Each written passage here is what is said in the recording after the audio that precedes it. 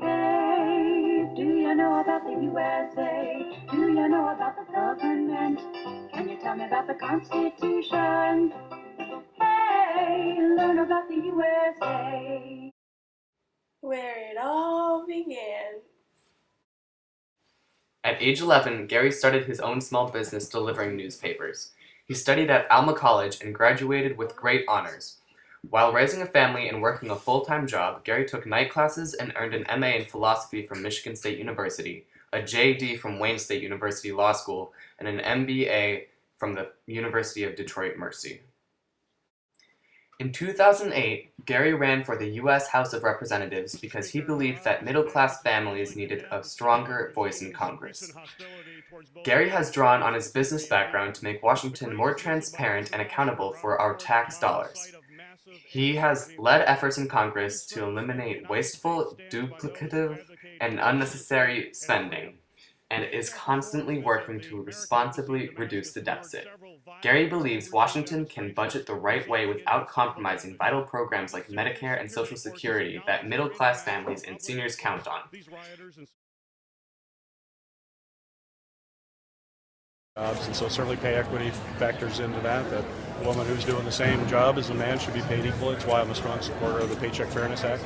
I'd rather have those people in the United States creating jobs than us looking for opportunities in other countries and outsourcing jobs. We need to bring those jobs here into America, bring that intellectual talent, that hardworking talent.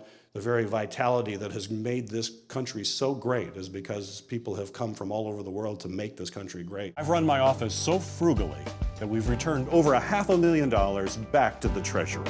I fought to stop a pay raise that Congress didn't deserve. It is very important that we raise the minimum wage in Michigan.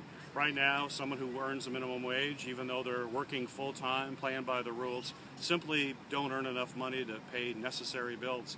That shouldn't happen, not in America and not in Michigan.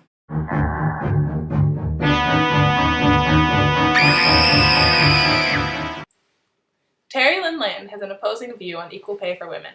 She believes that when looking for jobs, women value the availability the job allows rather than a fair salary. But the reality is that women have a different lifestyle. They have kids, they have to take them to get dentist appointments, doctor's appointments, all those kind of things. And they're more interested in flexibility in a job than pay. Terry Lynn Land refuses to debate with opponent Gary Peters. Terry believes that talking to voters will be sufficient support for the upcoming election. So you're not going to debate? We look forward to talking to the voters. We'll let the folks that work with those issues do that. And as I mentioned, we've already shared stage with Congressman Peters and look forward to many conversations with the voters. If you wanted to debate, you're the candidate, you could say, let's debate. We will continue talking to Michigan voters and talk about putting Michigan first. In political speak, that means not likely, Rick. Gary Peters' opponent argues that because he owns stock in a company that produces pet coke, he is biased on the issue of pet coke's harmful effects on the environment. In reality, owning stock in this company has not stopped Peters from speaking out against the effects of pet coke on the environment, which may decrease his stock value in the long run. Therefore, his stance is not affected by the money he has invested. In an effort to claim that Gary Peters is two-faced on the issue of immigration, Terry Lynn Land has used opposing clips of Gary Peters that seem to expose him as having two different stances on the issue.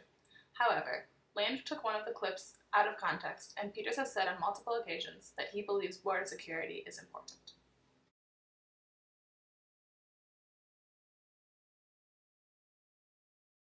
Though popularity has fluctuated between the two candidates, recent polls show that Gary Peters is significantly more popular. The poll we conducted showed very similar results to other recent polls. Gary Peters' policies were well accepted by citizens of Ann Arbor. Poll takers overwhelmingly disagreed with Terry Lynn Land's stance on gay marriage and equal pay for women, and agreed with Gary Peters' funds for public education and work to strengthen Medicare and Social Security for senior citizens in the community.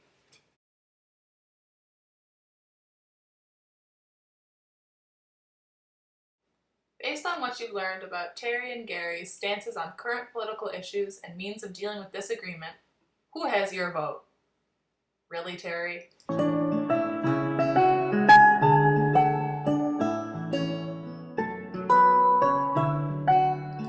I'm Gary Peters, and I approve this message.